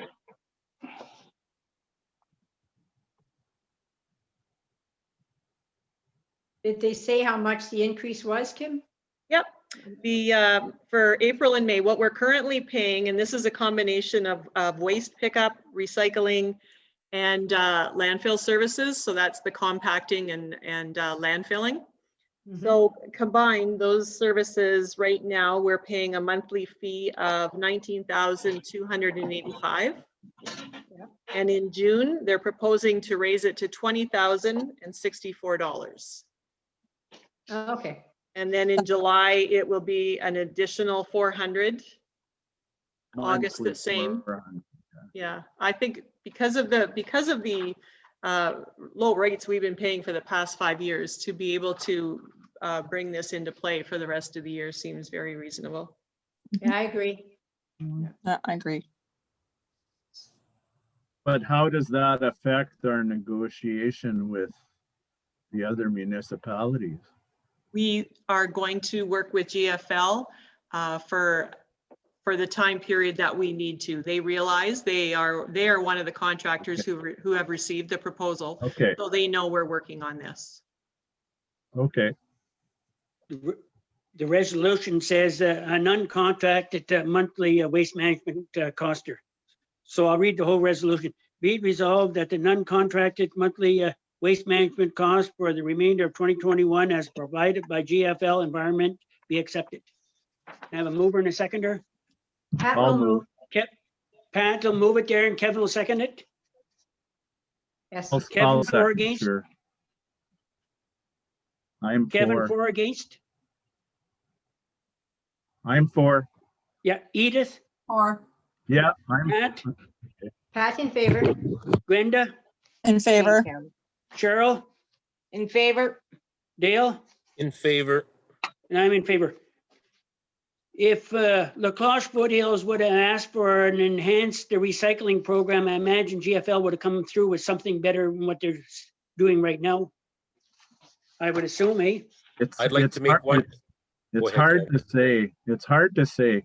The city of Sudbury, they manage their own waste, so it's like, that's a pretty extensive program. I don't know if an outside company would go that far with us. Like, they're even talking about You can go. getting rid of glass. I'm They won't thinking accept anyway. glass anymore, so I don't know. Yeah, but the city of Sudbury is dealing with other contractors as well. Dade picks up garbage for the city of Sudbury, so they're dealing with other contractors other than just the city of Sudbury. As they're Yeah. one of the, Yeah, But- there is but subcontractors. Anyway, we'll see what they come up with. Yep. in regards to this noise problem at the Massey Clinic, is everybody in favor of another $1,000 going into that there? With the Absolutely. understanding that if it does not provide a reduction in the noise level, that there will be no cost to the township. Yeah, That's a win-win. Yes. Yeah. yeah, I we have agree. to move, we have to move forward with that. And who's going to check to make sure there that the noise level is going down? Because I don't want them arguing and say, by the way, it did go down. I'm They sure the neighbors will let us know really don't we- fast. They Why did don't we have- indicate that they will have a monitor, a decibel monitor that will measure before and after. And I mean, to come to their defense, they were very clear in saying that they weren't satisfied with the result of what they had done. They had come up with this proposal based on photos and information they were provided. They had not been in the basement to see what the way that the structure and the system was running. So now that they've come up with a new thought and they would like to give it a try. And like they said, they're not going to charge us if it's not going to work. I'd like to ask a question on that. We've got $2,500 invested in this muffler system so far. Is that- I guess that's what the last one was, right? Okay. I still feel for that kind of money, we should have tried to reroute it out the back. I know there was talk of complications, but I think anything, is possible. And this $1,000 addition here, let's hope it works, because I think the proper method from the get-go would have been to route it out the back into the bush lot behind. But anyways, I guess it's too late for that now. Well, I think what they are saying is that if it can get a regulated fan installed on it, it would make a lot of difference, from what I understand from the report. Well, hopefully if we get the grant for the clinic, the engineers can come up with a solution for that. Could I, Kim, maybe have that company approached with the idea of rerouting it to the rear so that we don't have to worry any further? Now- I'll ask them again. I believe that was mentioned the first time, but I'll make sure that that's another, it's mentioned. Okay, and that idea is just based on hearing that they didn't have site-specific three-dimensional knowledge of the facility before they came in. That's all. Just, if there's still a chance that could be done, I'd sooner see us spend $1,000 on that, I think, but it's my opinion. It's gonna cost more than Well, I 1,000. think, yeah, I think if we reroute, it's gonna cost a lot more than 1,000, because they're gonna have to move it to the back of the building as opposed to the front. Exactly. It can't be rerouted from the outside. You're going across a doorway, and so we'll see. It's not gonna cost us anything if there's no improvement, but I mean, at the same time, they'll be looking over the site, I'm sure, and if there's another recommendation to be made, they'll make it. Okay, as long as they're asked about that idea, that's all. Everything's possible. I think too. I agree with Cheryl that we'll see what the engineers have to tell us. Yeah. Yes. Then use Yeah. that project money, and maybe it would be a great retrofit completely. Yeah. Yes, exactly, It may yeah. be, a muffler temporary, but if you could get that project money and have that as a major component of it. Yes. Yep. Yep, for sure. Okay, the resolution reads, be it resolved that Mitigare radon mitigation services be authorized to continue to resolve the noise issue at the radon system at the Massey Medical Clinic as per their project report of April 30th, 2021 at a cost of $1,075. And that it is understood that if this does not provide a reduction in the noise level, that there will be no cost to the township. A mover and a seconder. Well, I will move. I will second that, Cheryl. well, we don't know how much of a noise reduction they're expecting, eh? They said they're gonna check the decibels before and after. Yes. I mean, let's hope that it's a considerable amount of a reduction. That's what I Well, say. they'll Yeah. have to give us some proof. The Okay, proof will be in the neighbors. Exactly. They'll let us know real quick. Yeah, Okay. Kevin, for or against? I'm for. Edith, Or, Pat, Pat in favor. Glenda, In favor? Cheryl, In favor? Dale? I'm in favor. Yeah, I'm in favor there. Hopefully it works this time. I Motion hope so. carried. Well, we'll keep trying. Yeah, but it's sooner or later, we might have to put $10,000 in and reroute it to the back end of the building. Well, Well, we that'll all If be might- part it of the comes to that, it engineering comes to that, but Let's see what the engineers have for us. yeah. yeah, we can't just ignore it. No, It's not an all we can option. do is hope for the best there. I apologize to Mayor Gamble. I didn't do a resolution for the appointment of a new Economic Development Committee Chair. In some correspondence that was circulated to council, Councillor Mascot indicated that she's no longer able to remain as chair due to other commitments. So I have put that on the agenda to do an appointment for a new chair. I have the resolution. Would you be willing to be co-chair, Glenda? Can I ask her that? Like say you and Edie maybe be co-chairs? Well, you know, I know there was some rude things said. Or I well, find the them whole rude. idea is I did some investigation of the comments that were made and that were stated that were absolutely false. I spoke to the person that he had never contacted me at all regarding starting any businesses. I have been dealing with businesses all through this pandemic here in our township. I have not heard any bad things. We have nothing on our agenda. I keep checking with the office. So I feel that I would continue as co-chair with support, but I will not tolerate any vexatious comments or statements that are false. And I am here for the township. I am here to promote business, and I continue to promote all kinds of businesses, home businesses included, which is the topic of the letter. The gentleman hadn't even approached me yet, and I was told that there was many phone calls made, and I had received none. So I went and talked to this gentleman myself, and he was very taken aback by the comments that were made. So saying that I would consider being co-chair, but not completely full, as I do have a lot on my plate. Also with the public health submarine districts, I'm in cooperating with them, even though we're not having meetings. I'm still involved heavily in that and giving people information. And as far as the economic stuff in this area, I'm heavily involved in providing home education for seniors and stuff like that. So yeah, I would. Okay. So the new person, whoever's going to take this, you would still act in the past chair position, would you not, Glenda? You wouldn't necessarily have to be co-chair as long as you're past chair and you I think I'm then you committed don't hold to any that, responsibility. So yes. I would like I'm to good. see it as a past chair position. That way there, whoever takes it has got, I don't want to say full reign, but can deal with you for background and advice and leave you out of the loop when you're not available. I think co-chair is a better term because if Glenda's busy, the other person could run the meeting or whatever. I just think that's a big committee It with is a lot to do. very big. And I think there's no harm in having a co-chair.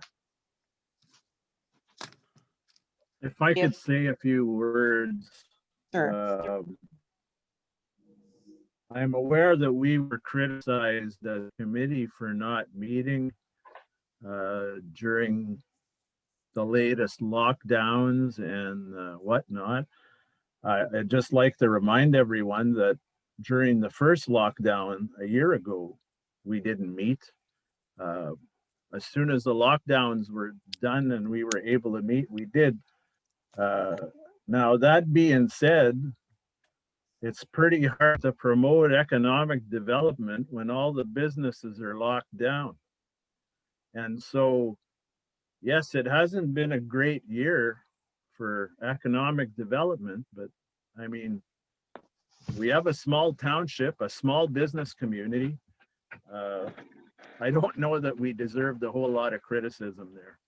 There's still ideas in the making, but and the other part of it is not everybody on that committee has the ability to meet via Zoom. So the pandemic's been hard on all of us, affect our productivity, and it is what it is. Hopefully we can carry on and do a better job after the fact, but I'm not going to hang my head in shame, that's for sure. No, I don't believe the same for me. Even though we haven't had meetings, I've been in touch with a lot of the businesses, rooting them on, basically giving them, information as they need it. I've had lots of them ask me about COVID precautions, what they should expect in the stores, and kind of being a sounding board for them. So I believe in my role, that is a good part of being a chair, even though we can't have meetings.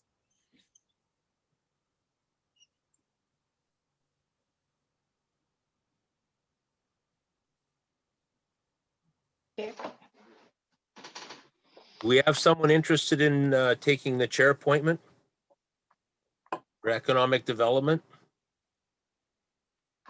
I would need to know how much of a commitment would also be required. I'm going to school full time.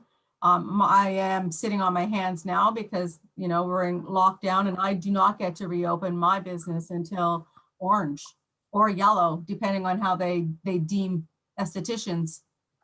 They are getting rid of the color-coded system, by the way. Oh, really? Another change, Yeah. right? Another change. Yes. I certainly wouldn't mind helping, but again, I don't want to stretch myself thin and say, yes, I'm all in, because right now I'm sitting on my hands. And then we get open full force and I'm booked solid for, therapies and whatnot. So how often theoretically would meetings occur via Zoom or not? Theoretically, Monthly yeah. Monthly at the very least. I mean, if we decide to start doing Zoom meetings, if we can get enough committee members to do that. Right. Responsibilities and whatnot. This is not, I don't want to take up council time. If it's unnecessary, I could talk to somebody else. They're all valid questions though, Edie. Yes. They're all valid We questions. need to talk about This it. is not any of the whole. It has ratepayers on it. So some are not accessible by Zoom, some are. So, it involves the ratepayers as well. And there is an economic development officer part-time in the township office that does a lot of legwork. Correct, Glenda? Correct. And there's So, also age-friendly designation committee, senior advisory committee, that is not meeting as well due to the pandemic and that kind of thing. So there's different tangents. There's the farmers market. There's a lot of involvement, and it really is a lot for one chair to deal with as well, and a committee as a whole. Actually, it's subcommittees basically.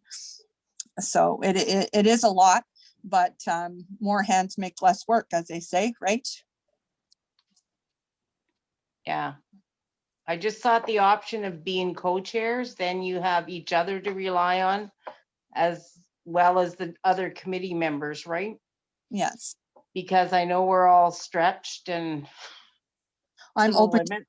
but that's up to council. So Yeah, that was just my idea. I thought a co-chair would be good because I know you've been on economic development for quite, I guess, since you joined Yes. council. So Here. you Yes. have an in, so your knowledge is good. And then I also Put that I'm back up. got age-friendly designation, so that opened up more funding, which we're not getting right now, obviously, because of COVID. But, you know, the seniors programs, the exercise programs, all this stuff. And it also is involving Parks and Rec as well. So, yeah, there's a lot. It's a lot. Okay, Okay, I'd like to make a motion that Edie Fairburn be appointed the new Chair of Economic Development. I'd only do it as co. I wouldn't take it on. There's no way. Sorry, I'm sorry. I'm just being. I know. no, that's good. I know That's understandable. Edie. Yeah, I've drafted a resolution. I've drafted a motion and it reads that it be it resolved that Edie Fairburn be appointed as co-chair with Glenda Mascott of the Economic Development Committee. I'd be comfortable with that. Okay, So would I will, okay, I will move that motion. I'll I'll second. second. If you're willing, Glenda, Yes, I am. thank you. Thank And Edie, sorry. We didn't mean to try and scare you off there, Edie. Not at all. It's scary. Okay. That's all right. Okay, I fixed it. Kevin, for or against I am for. to the resolution there that Kim just read there. Yes, I'm for. Okay, Edith, you're, Yep. For. Pat, Pat in favor. Glenda, In favor. Cheryl, In favor? Dale, In favor. motion carried. Very good. Good luck. In regards to the, A lot of council goes to the meetings anyway, Edie. Yeah. Yes. A lot of the councilors do attend the economic development, yeah. in regards to the consent application by Gallagher, are you asking the ratepayers of the township of Sables-Spanish River to upgrade the portion of Wilkins Road there to from a seasonal there? Is that what you're asking? No, Well, that's what the resolution says. The township of Sables-Spanish River commits to upgrading the portion of Wilkins Road to a seasonal use to facilitate these consent applications. I'd like to make a comment on that. There was There was other two, parts of that. there was options, yeah. Yeah, there's there are options. other options there, Les. You're not reading the options though. That's under the schedule of conditions there, Cheryl. It's number 1 of the schedule of conditions. That's, Yeah, the lot on, yeah, I know what you're talking about. yeah, the one on the other road, it says there, he's got to bring it up to standards. Wilkins Yeah, Road. those were the two options. I gave council a copy of motions that could encompass one or the other. So what are you suggesting at the committee? Well, as Chair of Public Works, I've taken a look at it. On the map, that road is indicated as seasonally maintained. So, I mean, if I own that property, I'd expect that to be seasonally maintained. Now, it doesn't look right now like it's seasonally maintained. And I think maybe it's in our best interest to actually seasonally maintain it. I want this township to represent the sign that we're open for business, and I don't see us achieving that by closing roads or by turning a seasonally maintained road into somebody else's responsibility. Those are my feelings on it. So you want the ratepayers there to upgrade the road? Is that what you're saying? Oh, I'm It's saying that called- It's called economic development and progress. Yeah, That's what it's Yeah, called. yeah. I'll And agree it with you, Glenda. The other thing is, how come that road was let go so badly? Yeah. You That's know? what I was Like, wondering. I mean, Thank if it's listed in the survey as a seasonally maintained road, where did it get to where it is now? Because Jacques and I walked that road and Yes. it's like, boy, it's nothing much than an ATV trail right now, you know? So it's just basically. Now, one question we have to ask, and I know that there's a figure of $30,000 there. Now, how much of that $30,000 is manpower and equipment, which we're gonna pay anyway? Mm-hmm. So agree. what's the cost? What's the pure cost here? The pure cost of the township would be the material.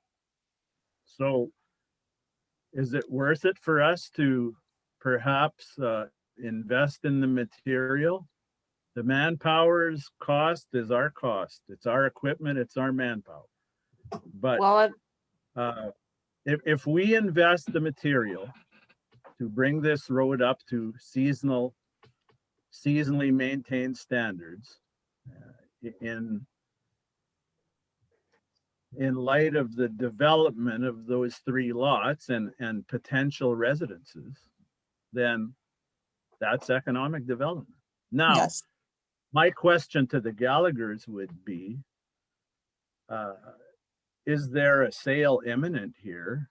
And like, maybe someone's gonna buy these lots and park a trailer there and never live there. Like, that's what we have to gauge that. But so that's a big step forward for economic development in our township. You know, if you do want we to not just, foster new homes being built and expansion, that's what you got to do. You can't look at the whole cost. You have to look at it as material. Now, it would be another story if we were going in there and making a year-round road. That's going to be, that cost will be borne by whoever builds homes there, whatever. But to turn it into a seasonally maintained road, as the survey said, I'd be willing to you know, look at something there. If not full cost by the township, then partial cost. Just Go to, ahead, I said enough. so I just wanted to remind council that there was a report on file from our planning consultant, which does support the option of having it a condition of consent through our official plan and zoning bylaw. And also remind council that there is a situation with a lot of assessment on a seasonal existing road where the residents right now are pushing to get it to a year-round maintained road in the West End. Yes. Yeah. But in consideration of that, there's a lot of history for the West End road where the road was actually in seasonally shape, whereas this one is not, and it's classified as seasonal. This one is not seasonal. That to me is another matter, because by bringing this one up to seasonal, then you are promoting growth. Even if these people decide to sell off, you are promoting growth because they are selling, they're going to bring other people in. So I don't think we can compare those two, because when the other roads were built, they were built to seasonal standards to begin with. Well, I think that road was a seasonal road, and it just hasn't received any maintenance for many, many years. Yeah. So now it's in the condition it's in. So again, Because nobody ever used it. whatever, it's still classed as a seasonally maintained road on the map. So that's what I say we are obliged to take care of and do. I agree. and that's just to the, Kim, is that we just have to bring the road to their like property to give them access to their property? We don't would have to go past that. Yes. We would have to make sure that the last lot received 80 meters of frontage. Yeah. Okay. Like, I think if it's classified seasonal road, then we're obligated to make it a seasonal road. I agree. It's not like we're changing the classification of it. We're just bringing it up to what it's supposed to be, correct? Yes. Is that what I Yes. understand? Yeah. Yes. Yeah. So there you go. So it's just because it's been let go and it hasn't been maintained. So now we're going to have to bite the bullet and fix it because these people want access to their property. And they bought it understanding that was a seasonal road Yes. back in the day. There is provision though. Our consultants specify that Mhm.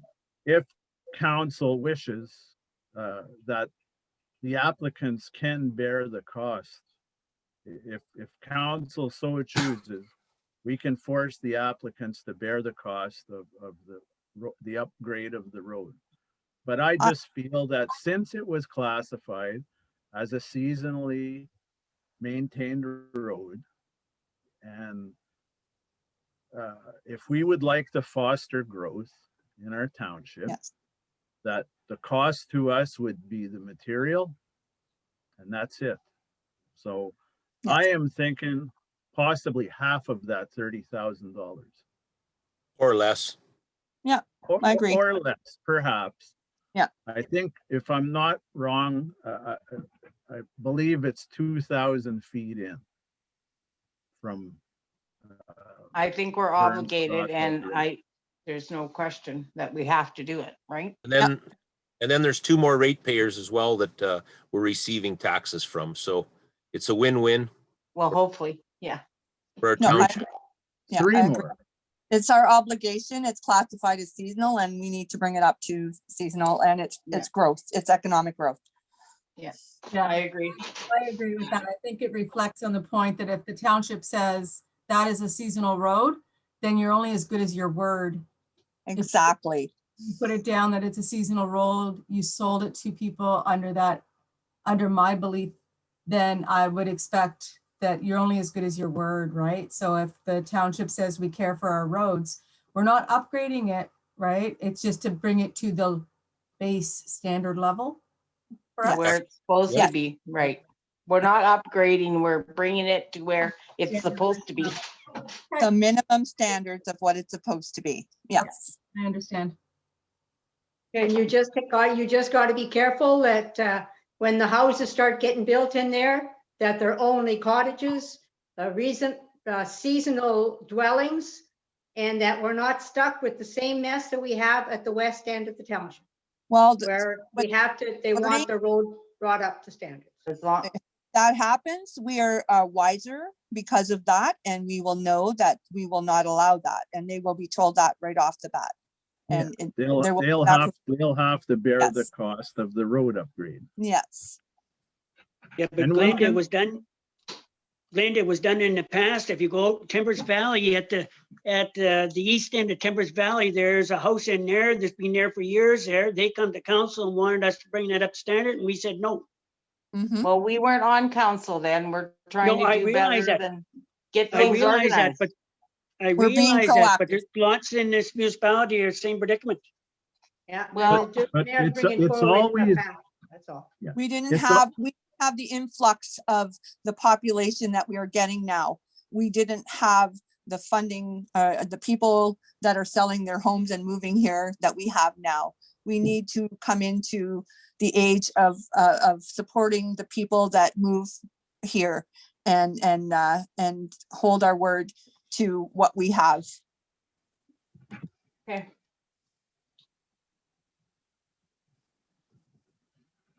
So let's bring it up to seasonal standards. Yes.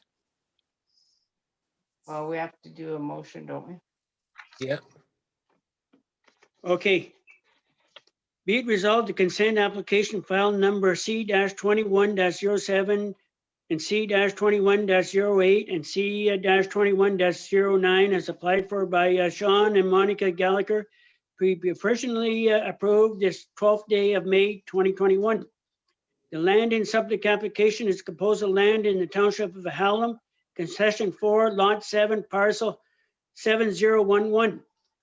The purpose of these consent is to allow for the creation of one new lot in the rural zone and 2 new seasonal residential use lots in the rural zone, pursuant to section 3-7-2-10 of the official plan. They are hereby provisionally approved with the schedule of condition attached here too. Number 1, the Township of Sables-Spanish Rivers commits to upgrading the portion of Wilkins Road to a seasonal use to facilitate these consent applications on the condition that with the road survey, a turnaround for the township maintenance is established as per the township's construction standards and transferred to the township. And further road improvements costs would be the responsibility of proponent. Road allowance, that if a survey is required, the road allowance is deemed to be approximately 33 feet from the center of the existing roads in front of the land be severed and be surveyed, and together with other road allowance that may be on this existing survey be conveyed to the municipality at the applicant's expense and appropriately certified that the municipality's title is free and clear of all encumbrance and the municipality has a good and markable title. Public road. The road authority requests that the roads and the applicant lands deemed to be approximately 33 feet from the center of the existing road and approved by the municipality be acknowledged as a public road, and if shown on the survey shall be conveyed title of these roads, public roads, to the municipality at the applicant's expense. No deviation. The official survey, if required, must not deviate substantially from the application. The applicant must provide a copy of the draft reference plan to the municipality.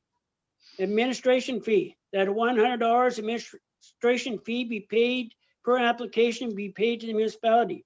No arrears, that there are no arrears owing to the municipality by the applicant unless payment is guaranteed by the applicant's solicitor upon closing.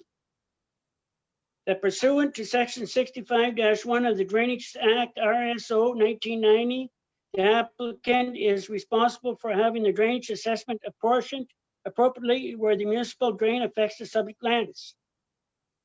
Note approval. That pursuant to section 3-7-2-4 of the official plan, it shall be acknowledged that the property has reached its maximum number of consent approvals permitted. A mover and a seconder. I'll move. Glenda. Glenda will move it there. I'll second. Could I have some clarification before the vote, please? We're expecting the landowner to comply with a survey, provide turnaround area. That is it. Is that my understanding? That's their responsibility? They will do the survey of the properties, the survey of the road that is adjacent to those properties. The turnaround will be surveyed as well and transferred to the municipality, and they will do the drainage report for reassessing costs. So that is going to be, that cost is all to be bared by the landowner then? Is that? Yes. Okay, thank you. I wasn't quite sure. Thank you. Now, I do have one question, I guess, or one scenario. If we decide to try to continually improve these roads, then what happens when that turnaround is not necessary because we've got other people trying to live in our community and there's other properties that are sold down the way? Are we going to be able to give that turnaround area back then to these landowners? Perhaps in the future, if that's what warrants. I mean, for now, we have to look at getting equipment in and out for the distance that has to be maintained. Yeah. Thank you very much. Actually, if I can answer that, I believe it's beyond that on both sides of the road are crown land, so I don't anticipate much more activity there. Thank you, Kevin. Any other concerns, questions? No. Okay, I'm asking for a recorded vote. Seeing I called and I'm against this. Kevin, for, against? Mr. Gamble, you're not supposed to vote unless it's a tie. Yeah, you don't No, vote, no, Wes. no. I'm for. Edith, For. Pat, Against. Glenda, In favor. Cheryl, In favor? Dale, In favor? motion carried.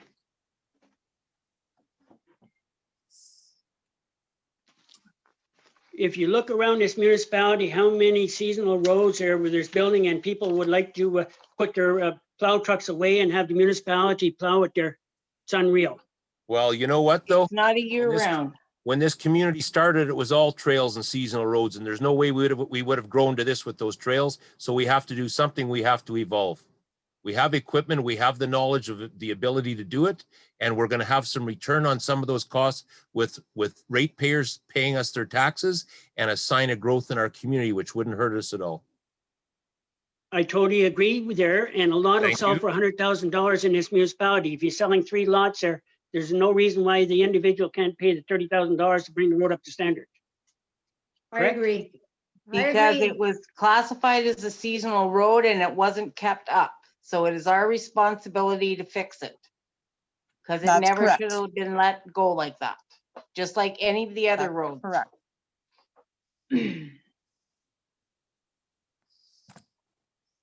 That's my Okay. take on it.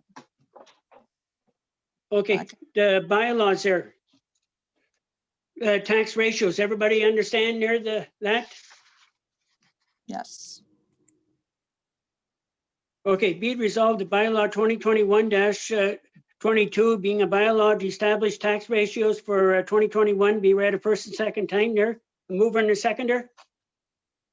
Glenda Pat move. moves. Glenda will move it there. Yes. Pat second. Pat will second it. Kevin, for or against? I'm for. Edith? Or Pat? In favor. Glenda? In favor. Cheryl? In favor? Dale? In favor? I'm in favor. Motion carried.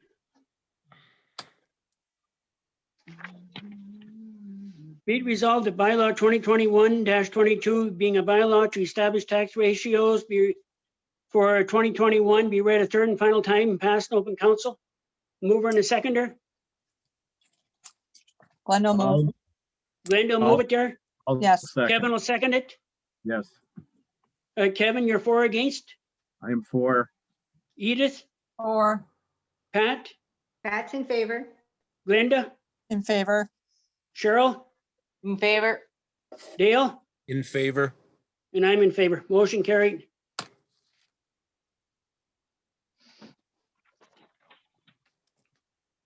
Okay, rates of taxation for 2021 there.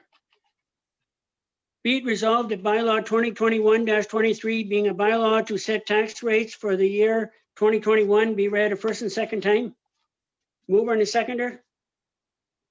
Pat will move. Cheryl, second.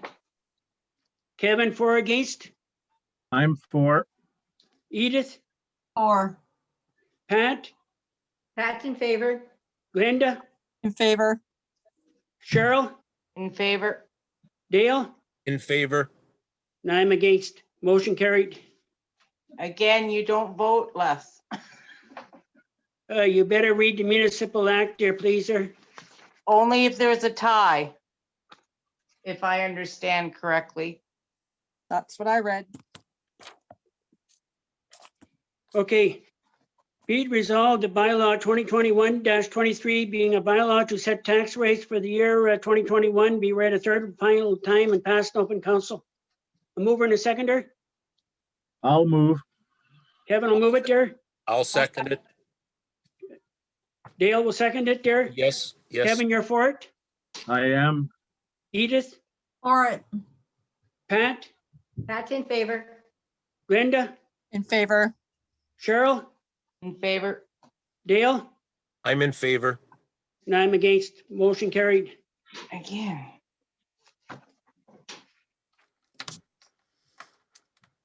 Has anybody got anything else they want to add there tonight?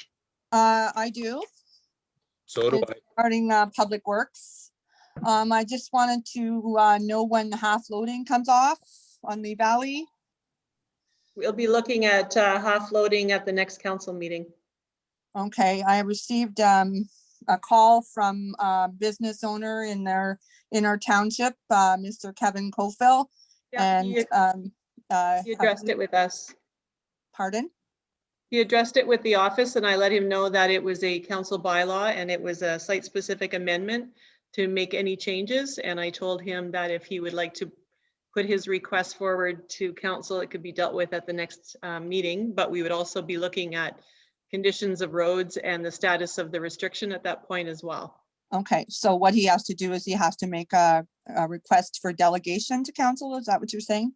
No, for an amendment for council to amend the bylaw that puts on that load restriction. Okay, But it might be a moot point because by the time it comes to the next council meeting, we'll be probably getting ready to lift our Lift it, yeah. restrictions. okay, Unless it keeps raining. yeah, And there's other people that want the cement trucks in their ASAP there as well. They're in other roads right now, so. Yep. yeah. He has a house that he has to move, so to Lee Valley Road, just past the hall, so. Yeah. He did mention that Oh, council that's- had given approval for Acon to be hauling on Wither Road for the highway project. And I just Yes. informed him that he did that last fall in preparation for this spring. So there was plenty of lead time for that approval to be put in place. Yes. Okay. Yep. All right, that's it for me. I have one thing here, and that's why I tried to stop the discussion on the work of the beavers while we were just approving the minutes of the Public Works meeting. As far as I know, Jacques was supposed to speak with the trapper that owns those grounds and to ask him either to diligently get on to that right at the road or to hand it off. Now, I haven't spoken to Mr. Mayu since, but Kim, I don't know if you can update us on it any further. When I went by there, there's just a few inches of airspace in that drain by your place, Kevin. There's only a few inches that aren't covered in water. So And they're building another dam there. yeah. So if this fella, as we've already talked about at Public Works, if this fella cannot do it, we request that he sign off or allow somebody else to come in and take care of this. And the second last time I was through, there was 2 large beaver right beside the road. So, I mean, they need to be trapped right there, and they're nuisance beaver. Somebody will step up. There was a gentleman from the Espanola area, I believe, that has already indicated he could help. So again, I don't know where Jacques left it off, but I believe after our Public Works meeting last Wednesday, Jacques was to call him the following day. I could be wrong on that, but that's where it was left off. That was my understanding as well. I haven't heard anything else since. Okay, I'll speak to Jacques in the morning and see what we can find out, and if he's been given permission, fine, and if not, then that fella's going to have to, I don't know where else we can go or what we can do, but these are nuisance beaver. We have to get rid of the problem before it turns out to be a road washed out, and then we're in serious financial trouble as well as liability. Can we send somebody in there legally, Kim, if he doesn't do his job? Do you know how that works? Well, I think we can do that so that we can get the issue taken care of. municipal drain. Yeah, because if it's going to damage the roads, then we have to do something. It's considered. I actually thought that it was a yearly thing that the trapper had to renew with the landowner. Now, I've waived that many times, but you know, if we want to get heavy-handed about the rules in order to get the job done, then let's find out about it. It's a mess. There are other areas as well there where there's big beaver dams. Beach Road's a prime example there, that if the trapper don't want to trap it, we should have somebody else go in and clean the messes up. Yeah, That's right. Yeah, absolutely. You go to the waterfalls, the same thing. Yeah. Or the river road. The longer we wait, the higher the cost is going to be to the people on the drain. Yeah, and I think we should we look all know into how people feel about that. You know? Yes. I think we should look into Plan B and find out what we can do if they're not going to trap them. Essentially, right now, it's public safety I'm concerned with, and that road is going to be Exactly. and I don't know what's going to happen if we lose a portion of it, but I was shocked to see the water levels higher than it was, Kevin, the last time you mentioned it. Since never been that high, never ever seen it that high, ever. You know, when you've only got about 6-inch gap on the culvert there, on a concrete culvert, and it's under the road, and really it hasn't been, we haven't had a whole lot of rainfall. maybe we should be contacting the M&R to explain our situation and see what they've got for a solution. Maybe we're wasting our time looking for a permission from the holder of the trapping rights on those grounds right now. Maybe. Okay. That's On all the I have. river road, it's not on a municipal drain, it's just on property. So there's lots of places actually, the creek that crosses Lee Valley Road is not really a drain, it's a natural creek. That's right. So, I mean, we've turned it into a drain for the purpose of maintenance, I guess, but it's a natural creek, so. Still became part of the drain through that plan. Yeah. Yes, it did. Can Okay, I, anybody got anything else? Yes, can I just go back to the bylaw that we are being directed to amend with regards to the McGregor drain? Ruth just brought up the point that there was provision made in the bylaw for installments to be made over a 4-year term with no interest. Now and that was for anything assessed more than $200. There still is assessment over $200, do you want that provision to remain in the bylaw? Yes. I would Yeah. as well. Okay, that's all I need to know. Thank you.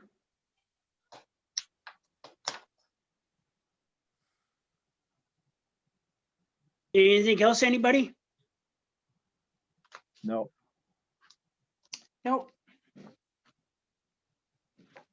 Okay, be it resolved that the time is 8:10 PM and this meeting be adjourned till the next regular meeting or the call of the chair. A mover and a seconder? I'll move, Cheryl. Cheryl, move it there. Seconder? Pat, second. Pat will second it. Kevin, for or against? I'm in favor. Edith? In favor. Pat? Pat in favor. Cheryl? Or Glenda? Sorry. In favor. Cheryl? In favor. Dale? I'm in favor. And I'm in favor. Motion carried. Thank you, everybody. Good night. Thank you, everyone. Good night. Stay safe out there. Yes, for sure. Stay safe. I will give you a call. Thanks, Edie and Glenda.